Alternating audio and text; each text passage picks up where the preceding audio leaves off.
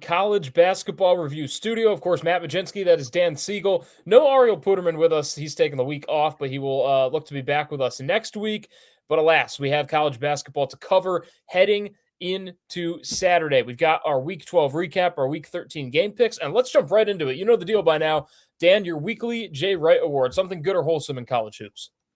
So it was announced, I think, in this past week that former Virginia head coach Tony Bennett, Hall of Fame head coach, is getting the court at John Paul Jones Arena in Charlottesville named after him. Originally, it was supposed to be on this coming Saturday against North Carolina, their rival. Of course, massive snowstorm, as many of you probably know, in the entire eastern portion of the country, so can't get a sold-out crowd for that most likely.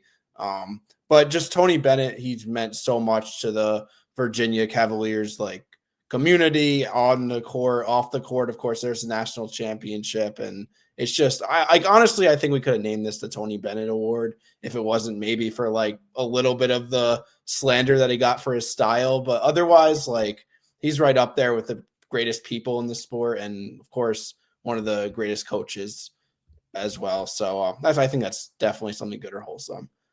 Yeah, I'm actually changing up mine a bit. I had it. We always text it in a chat before, but I'm going to add one to it. And I'm going to go with putting the mid-majors in the top 25 at the right time. We start with Miami, Ohio, a team that people have been on for the past few weeks. They are now 20-0. We just had Travis Steele on the show on College Basketball Review Courtside a couple days ago. He was awesome, just talking about the Redhawks 20-0 start. A lot of talk about, look, how this team is primed, even though they haven't played a lot of, quad one opponents. They're primed for March Madness. They're beating everyone in their way. They've got Peter Suter. It is a fun team to watch, and they win in the most fun ways, honestly. 2 straight games that have just gone right down to the wire, overtime games against Buffalo and Kent State. They're scoring over 100 points a game. This is a fun team. This is what college basketball is all about, right? When a team like Miami, Ohio can bring back its best players, they only really lost one key player. They pretty much brought everyone back, went to the portal for one guy to fill a missing gap, and it's working. This is the college basketball that we love. And then, of course, St. Louis. The win today, as we're recording on Friday, over St. Bonaventure. Robbie Avila is just playing outstanding, but this team is just more than him. That's what it was last year, St. Louis. It was Robbie Avila. Now it's him and 5 or 6 other guys. Yeah. And St. Louis is just – Josh Schertz is going to get a great coaching job next year probably. But while he's at St. Louis, while he's with the Billikens, I mean, they got to be loving this because that is just fun. So props to them for finally making the AP poll, because you look at these teams and you're like, do we want to hold off on them? We're not sure if they're top 25 worthy. Yeah, they are. So that is my J. Wright Award. Miami, Ohio, St. Louis, living up to the hype. Unfortunately, lots of teams, Dan, that do not live up to the hype. Lots of moments that do not. That's our Kenny Payne Award. What do you have for us here? Yeah, so I'm going to actually stay in the Atlantic 10 here. Dayton, at this point, I'm just going to call it pulling a Dayton. They lost to LaSalle after starting 5-0 in Atlantic 10 play. This was this past Wednesday night. I feel like the A10 always has something up its sleeve to ruin their chances at getting at large bids. They're a better league than their tournament representation really presents, in my opinion. And I think Dayton is the poster child of this, just always losing that stupid game that they really have no business losing. This puts Dayton, I think they were on the bubble, and now I believe they have to be solidly out of the field at this point after that loss. You're going to have to do something crazy, either be perfect or beat St. Louis twice potentially. I don't know. This has gone on way too many times under Anthony Grant, and once again, it happens again. So Dayton winning the Kenny Payne Award for the week. Yeah, and my Kenny Payne Award, Dan, is Vanderbilt basketball. Needless to say, they were the Miami, Ohio of college basketball about 2 weeks ago. Commodores were 16-0. We have since seen them drop 3 straight games, 2 of them on the road, which I get that road games, once you get to power conference play, is tough. But by 16 at Texas, who is not that great of a team, they're okay.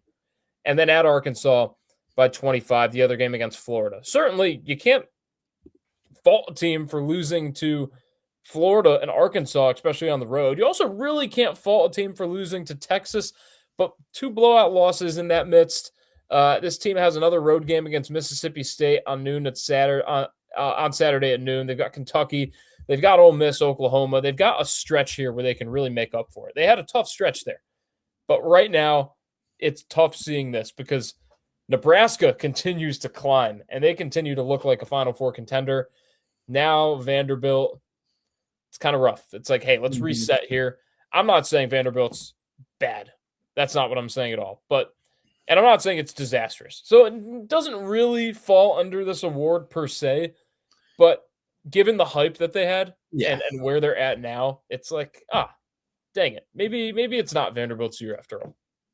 Agreed. Let's go on to the Bill Walton Award, Dan. Something weird or unique that you saw in college basketball. Yeah, at this point, it's a while ago, but I think it's definitely noteworthy anyway. This was this past weekend. Florida, they went on a road trip to Vanderbilt, and as you mentioned, ended up winning the game in pretty convincing fashion. But the managers for Florida left a few of the Gators uniforms back home, and as a result, they kind of had to swap up the numbers a little bit. So Boogie Fland, he usually wears number 0. He was wearing number 33.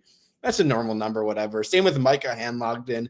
He usually wears number 3, and he ended up wearing 34 in that game. But this was the really weird part. Xavion Lee was running around the court. He usually wears number 1. He was wearing number 99 running around the court. And, of course, it's been well documented, like how Xavion Lee has struggled a lot. He has underwhelmed a lot in his transfer up.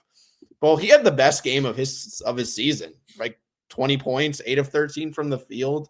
The Gators win 98-94. And, of course, Todd Golden would say what any coach would say in the postgame. He jokes around like, hey, Xavion Lee should just wear number 99 every game.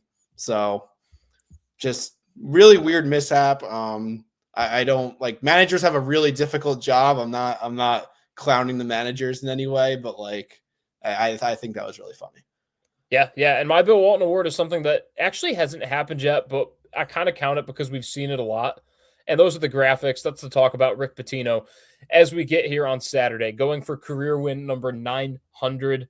Also, by the way, and this is something that I feel like hasn't been said, and I'll pull it up just to fact check myself here.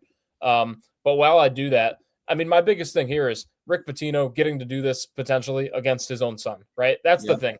900 is one of those weird, like once you start winning a lot of games, every time you get to that next 100, it's a big one. Now, 900 is a little bit weird because I feel like 1,000 is kind of the one that everyone might be talking about if he coaches that long.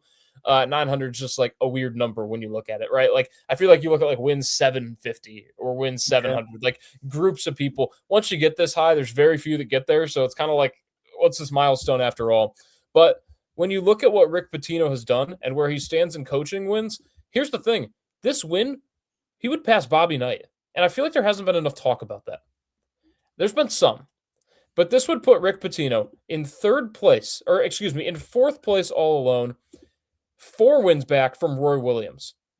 Rick Pitino is going to be third place all time in wins when this season's all said and done, trailing just Jim Boeheim and just Coach Mike Krzyzewski. So props to Rick Pitino. This could be our Jay Wright Award on the next podcast, but for now it's the Bill Walton Award. Very cool that you can hit a unique milestone number, number 900, something that very few people have done, and you have a chance to do it against your son, or maybe Richard will spoil it after all. Yeah. Let's move on to our takeaways. We got some power conferences and mid-majors to talk about. The ACC. Is this me or you, Dan? Is this you? Yeah, this is you. So let's toss it to you for this one. Yeah, so just as we thought it was time to give Miami their flowers, right? Then they lose at Clemson at home, which, that's fine. And then they go out against Florida State. You do not lose to Florida State in the Big 2026. I'm sorry. Like, that was Florida State's first conference win of the year. So, by the way, every ACC team now has an ACC win. So, congrats to the conference on that. But even though I think Miami is a tournament team for now, they haven't done anything overly impressive. Their claim to fame was just beating a bunch of bad teams. Now they're not even doing that. SMU, I think, has proved that they are still a top 4 team in the league. Even though they lost to Duke, they lost to Virginia, they were very competitive in both, and then they end up beating Wake by double digits on the road. That game really impressed me. That, I think, solidified how I feel about SMU. They got some dudes. Like, I'm continuing to be intrigued by this team. And then my last storyline I want to hit on, NC State. I think they kind of could maybe avoid a complete disastrous season. First, they lose to Georgia Tech, but then they hand Clemson's first conference loss of the year at Clemson.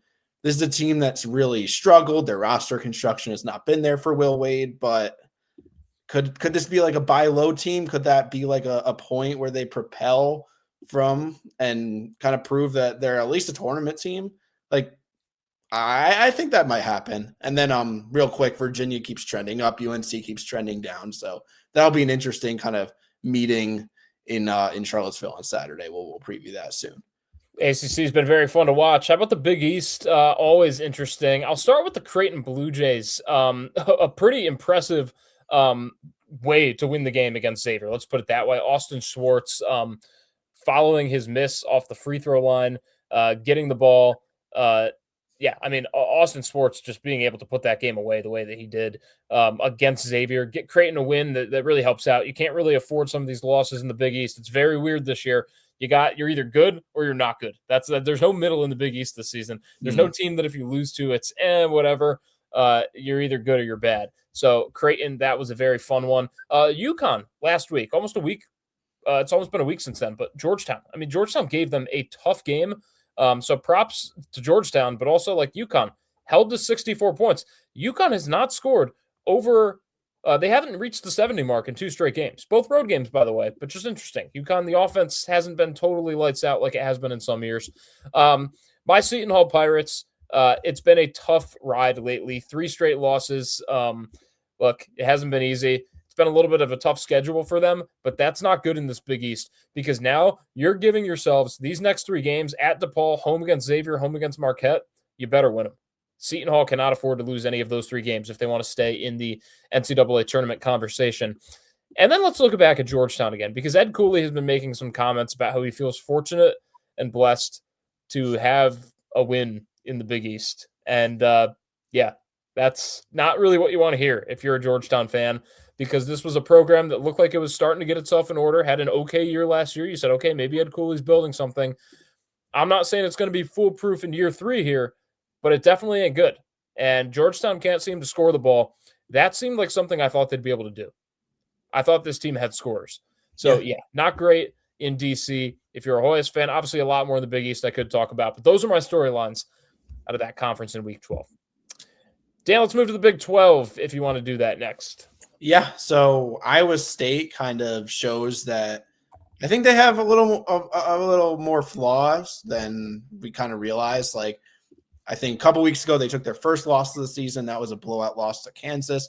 Then this week, they lose to Cincinnati, which, like, I think Cincinnati's, like, kind of frisky, but, like, their record has absolutely nothing to show for it. So, like, that's a really bad loss. I don't think that this team is fantastic outside of that Momcilovic, Jefferson, and Lipsy, who, like, they're a tremendous trio, but, like, they're somewhere below a top 5, top 7 team because they really don't have a very good lineup outside of that. They did follow it up with a 30-point win over UCF, but Iowa State is not, again, like Vanderbilt, they slipped a little bit. Texas Tech, on the other hand, Texas Tech, they continue to look really good. Comfortable wins over BYU and Baylor this week. They have, like, no bench whatsoever, so it's a case of their starting 5 is what they've got, but it's also, like, one of the best starting 5s in the nation. So, especially offensively, like, they could really score.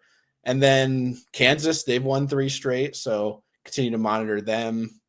And I think Houston, we'll talk about them more in the preview, but they're back to, like, I think being Houston pretty much. Like, with maybe a little less defense, but a lot more offense. This is a Houston Cougars team that's a real national title contender. Yeah, they're definitely reaching the Houston that we thought they would be in the preseason. 100% agree with that. I'll move on to the Big Ten.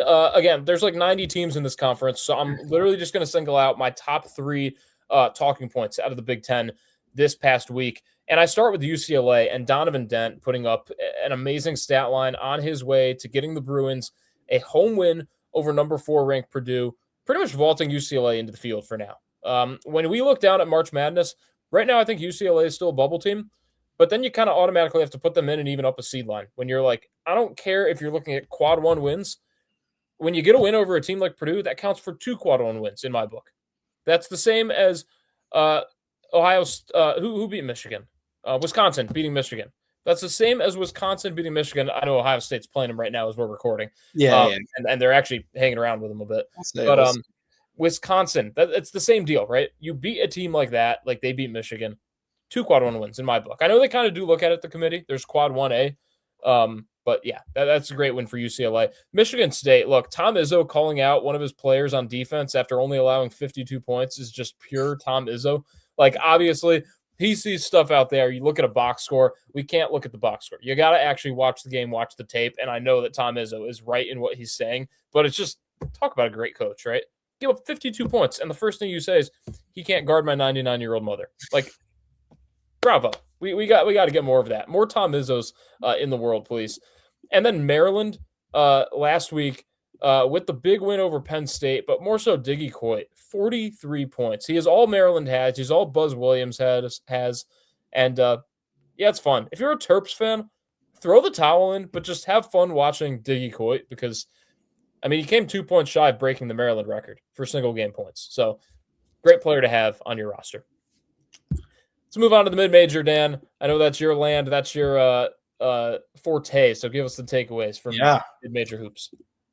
Yeah, I mean, we have 2 new ranked teams in the AP poll. You already mentioned that, St. Louis and Miami. I actually had them higher. I had them 19 and 20 respectively. But I'll take my victories. And St. Louis in particular, like that game against St. Bonaventure, just reaffirmed how fantastic they've looked. I think they have at least 6, if not 7 guys that are in double figures on average this year. It's just so many guys that could hurt you.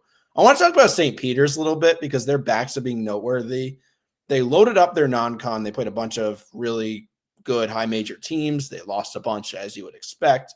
Now they're 8-1 in MAAC, the MAC, tied with, I think, I was going to say Merrimack at the top when I wrote this, but actually Merrimack lost yesterday. So they're alone at the top at 8-1. And for reference, when Shaheen Holloway took them to the Elite 8 in 2022, they went 14-6 in conference play. So this is a real development for St. Peter's. Another couple quick storylines. Santa Clara gets the win over St. Mary's. They finally get over that St. Mary's hump in the WCC, and I think it's a legit second tier of not just St. Mary's, but also Santa Clara. I think that proves it with Santa Clara now being 7-1 in league play. We've all kind of hoped for it, but now it's actually the case. And then can we talk about George Mason? At least give them a shout out because they're continuing to win. They're doing so very quietly, but they're now 18-1 and their one loss is to Virginia Tech, who in my opinion will end up being a tournament team. Like, shout out to George Mason. Shout out to Tony Skinn there. They're doing great things. And one of the 0/1 loss teams that's just not getting talked about, in my opinion. Yeah, shout out Tony Skinn. I'm going to continue to tell any Syracuse people that are listening, go get Tony Skinn this offseason. Enough said.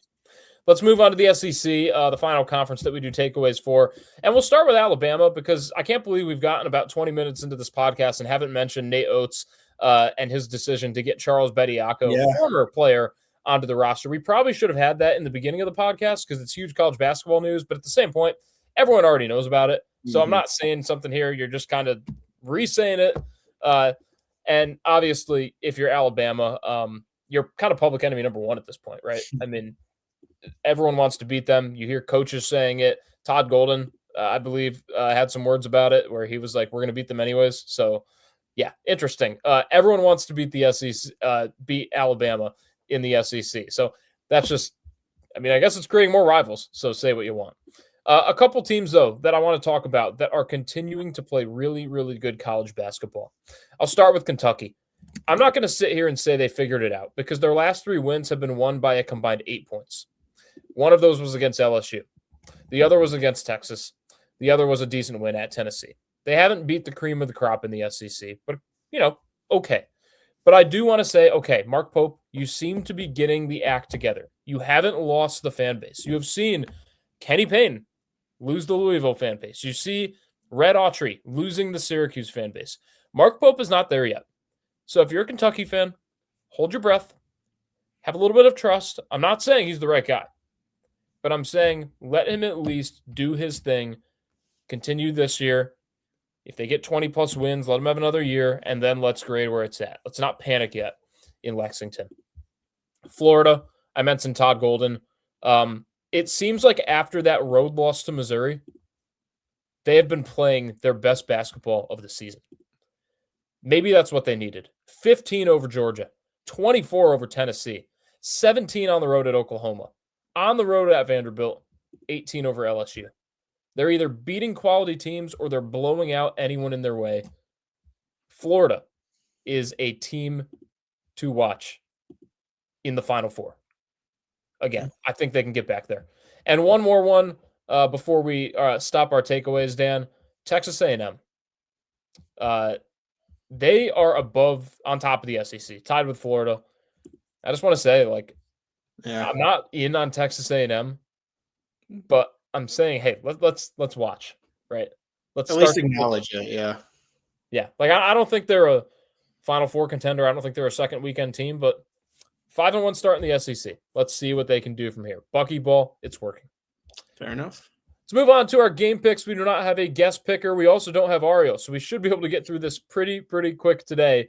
And we will start with number 22 North Carolina at number 14 Virginia, Saturday at noon on ESPN2. Yeah, I picked against the Cavaliers last week. Cavaliers ended up winning. I am going to pick the Hoos this week. I just think UVA has more ways they could beat you. Carolina, it's their big Vassar and it's Caleb Wilson, two tremendous players, but I think Virginia just is more dynamic and better defensively. Yeah, I mean, when you look at Virginia, we put a graphic out the other day, 17th in offensive efficiency in Ken Palm, 17th in defensive efficiency as of today on Friday. They are one of the few teams that are in the top 25 in both. North Carolina is outside the top 25 in both. So you look at the metrics, you look at Virginia being at home, it's hard to pick against the Cavaliers this week. I'm going with UVA. Let's go to one of the best games all weekend. Houston at Texas Tech. Loaded star power here. Teams that you think might make a Final Four run potentially. Who's winning this battle at Texas Tech? I'm going to go with Texas Tech. Look, it's number 6 against number 12, but it's also two teams that have also been playing their best ball lately. I just mentioned how impressed I've been with Houston and their recent run, but the only team that really Houston has played close recently was Texas Tech, and that was in Houston. So I think kind of reversed here, Texas Tech, home court advantage here. They pull it out. Give me the Red Raiders. Yeah, I think Texas Tech wins it too. I really want to go Houston. I really want to say that defensively, they're able to really get the most out of their guys and not shut them down, but really limit JT Toppin and Christian Anderson. But I feel like it's silly picking against Texas Tech at home. The way they've been playing, that duo is the best in college basketball for my money's worth, Anderson and Toppin. So give me them getting the win at home. I feel like it's just going to be a crazy atmosphere in Lubbock. Agreed. Let's go to another top 11 battle. Number 11, Illinois at number 4, Purdue. Does Purdue get back in the win column this week? Yes, they do. Yeah, Boilermakers, they've definitely played with their food even before that eventual loss to UCLA. They hadn't been playing as great lately, but I sense a bounce back. I'm not sure Illinois really sets up defensively in the way that they could disrupt what Purdue wants to do offensively, and I think Purdue bounces back in a big, much-needed way, cements their little placement inside the top 5 and beats Illinois. Yeah, I think Purdue wins this game. They're at home. Illinois has had one of the easiest schedules you could have to start out Big Ten play. They played Nebraska way long ago. They played Ohio State, some okay talent.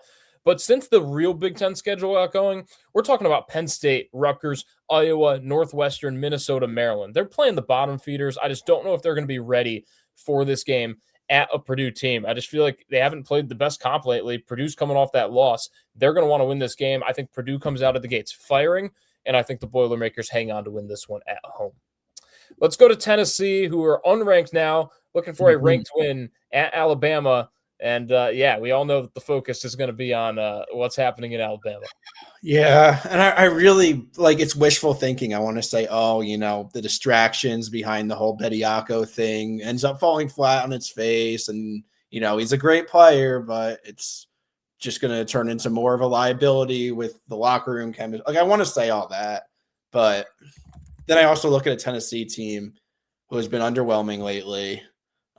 Plus they're on the road, plus like getting Bediako in the lineup, regardless of any sort of internal, external feelings behind the case. Like, it's just a massive addition. I got to go Alabama. Yeah. I just don't think Tennessee's the team to beat them. I think they're going to really want to beat them. I just don't think they're the ones, right? I think other SEC teams are going to come in there and just give it to them. That's not Tennessee's identity. They haven't seemed like a team all season that's just going to go in there and get a win, especially not on the road. So give me Bama in this one. Florida Atlantic, South Florida. Pretty good game out of the American here, Sunday at 1. Yeah, in-state game. FAU leads the league with a 6-1 record in the American. South Florida, believe they second to Tulsa in Ken Palm, I want to say. I think South Florida wins here. I think if South Florida wins, it kind of sets up the entire American Conference to have like 7 different 2-loss teams. So that will be interesting. Should be a fast tempo game. Should be a fun watch. Give me the Bulls. I think South Florida wins as well. Like, they're a couple like close losses away from having a much, much better record. They're a lot better than that 12-7 looks like.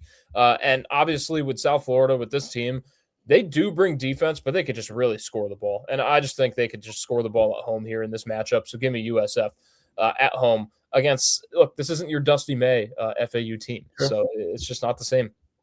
Let's go to Louisville at Duke. As we're talking Friday night, it looks like Mikal Brown could play in this game. So does that change? That does. Your pick. It does. I wrote down Duke. I think I'm still going to stick with Duke. It's huge. Like, they're a completely different team with or without Mikal Brown. They say he could play, right? Yes, he's available to play. That's what's been okay. So he's probably going to play. That does change things. But I still look at Duke. And I look at the way they handled their West Coast trip versus, like, say, North Carolina and the way they handled their West Coast trip, like going to Cal, going to Stanford. It's not an easy thing to do, right? Even though Cal and Stanford are mediocre teams, like, Duke ends up winning that both of those games by 20, 30 points. And I think it just proves the separation between the top dogs in the ACC and that second tier, which is Louisville. I think Duke wins and stays undefeated in conference play. I think Duke wins as well for 2 reasons. Louisville just hasn't been playing great. And even if Mikal Brown comes back, like, even if he plays at full strength, one of the toughest places you could start coming back after missing games due to an injury would be Cameron Indoor Stadium, right? Like, that's just not shaking up well for Mikal Brown. So give me Duke here at home. Let's go to Arizona at BYU Monday at 9. Great slate of games on Monday. You get Mikal Brown maybe coming back. You get Arizona and BYU. Who do you got here? I think I'm going to go Arizona. I think it's kind of the whole innocent until proven guilty verdict. Like, Arizona's not lost yet, right? They haven't really been tested too much. Like, the one team, maybe they were sleepwalking against an Arizona State team that, like, was their rival, even though they're a lot worse. Like, Arizona just – the way they defend, I think, is impeccable. They have so many scoring options. I think they'll have a plan to shut down that whole Debansa and Rob Wright and Saunders trio, and I think they come out with the win. But I think it'll be close and a very good game. Yeah, this is definitely going to be Arizona's toughest game because I think that BYU is going to be up for this one, but I have to pick Arizona as well. Like, at this point, when you're undefeated at this point in the season, I just feel like you shouldn't pick against a team like that. And a quick note on Arizona, Dan. You're talking about a team that I just put out rankings if you want to go look at them. Obviously, this is totally subjective on the top 5 players at each position in college basketball. Something I did in the preseason. Figured I'd do a midseason edition.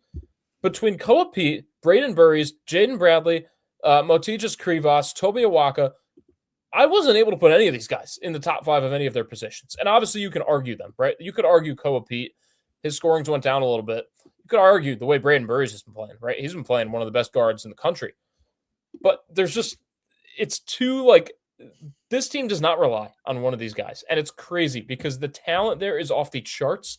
And I guess what I'm getting at is just talk about, this is how you know a team is great. When you know that these guys are that good, but you're putting together a list like that and you're just like, they're just not solo guys. All these guys are going to have great pro careers, but they're just not solo guys.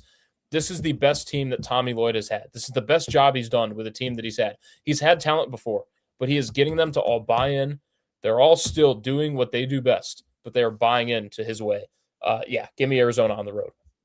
Another top 10 battle, Tuesday at 7. This was going to be our game of the week. We were looking to bring a Nebraska guest on. We will try to do something like that in the future. Again, we try to every week. But Let's just pick this one like usual. Number 7, Nebraska at number 3, Michigan. Of course, these rankings could change on Tuesday. Yeah, I'm going to keep that little verdict like innocent until proven guilty here. Like Michigan was proven guilty by Wisconsin. We talked about it before. I think Michigan is a normal elite team, so to speak. Like they're not absolutely out of this world beaters anymore. They're just a normal, like third best team in the country, if that makes any sense. I think Nebraska wins. I think they continue their undefeated season. I'm not saying they're going to run the table, but I think in this specific game, they're going to win. Dan, do you know what's on NBC Tuesday night? What's that? It's the NBA. We got the Bucks and the Sixers. Oh, we got the Clippers and the Jazz. I'm just going to say this because I work for an NBC station for my full-time job in Rochester. And I maybe I can phone the guys over at NBC and say, hey, take those NBA games off and give us Nebraska and Michigan. This is what the people want. We want to see a potentially undefeated Nebraska team going in to Ann Arbor to try and knock off Dusty May and those big men that Michigan have. And I think they do that, by the way, because I know we need a pick here. Give me Nebraska. I'm going by my rule. You pick an undefeated team once you've reached this late in the season. Cornhuskers on the road. Love it. I will say the Peacock broadcasts do happen to be my favorite of all the different networks, like just the broadcasts themselves. I do enjoy those, but yeah, I mean, NBC, I think it'll be the same production, right? Yeah, and they do a good job. They obviously do a great job. Purdue at Indiana, a rivalry. I saw a funny thing about this. It's the only rivalry in college sports where one team has a national championship in football and basketball, and the other team doesn't have one in either. Do you have Indiana at home winning their rivalry national championship? Well, on that note, yeah, give me the Hoosiers here. I think it's their year. Like, they have not had their signature win. That doesn't mean they cannot get their signature win, right? All it takes is just a great night from Lamar Wilkerson. They've defended the 3-point line very well this year. Like sometimes you have a low percentage against. That's because you've gotten lucky. Sometimes it's because you actually defend the perimeter well. Well, Indiana actually defends the perimeter well. I think that'll bode well for them. And this is I think I've gone pretty chalky so far. This is my one bold take of the game pick slate. So give me Indiana. Yeah, I'm going to go with Purdue with this one. I think Purdue cleans up. Indiana just hasn't been defending well enough for me to say that they're going to go here and slow down this Purdue team. Purdue can defend. They can really play offense when they need to. They haven't been off the charts at times this season, but I think they get this win at Indiana in Assembly Hall. One more game Wednesday at 9. Very interesting one because Murray State is doing great over in their conference in the Missouri Valley. Illinois State was one of the teams we really thought would take over mid-major college basketball. They just haven't been playing well. So who do you have in this one? Can Illinois State get this win and kind of end their drought? Yeah, I think no. I think Murray State has one of the most electric offenses in mid-major basketball. They got a guy, Javon Jackson, transferred from, I want to say UIC is what I saw. He's had a huge breakout in his senior season. They also allow the lowest 3-point attempt rate in the nation. So really what they do is they force teams to be one-dimensional. And I don't know if that'll bode as well for Illinois State. Give me Murray State. Murray State also has a player named Roman Doman. That's just an awesome name. I just love the names on this team. Illinois State, Dan, was supposed to have a very dominant team. They were supposed to have a pretty good offense. 54 or 59 points in their recent win against Northern Iowa, 59 in an overtime loss at UIC.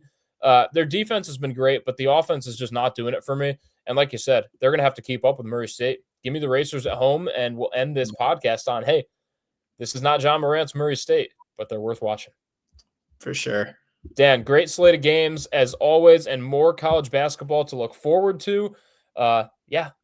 Obviously, we don't have a guest this time, but we will try to get you one next time. As always, make sure to hit that subscribe button. Thanks for watching. Thanks for listening, and we'll talk to you next time.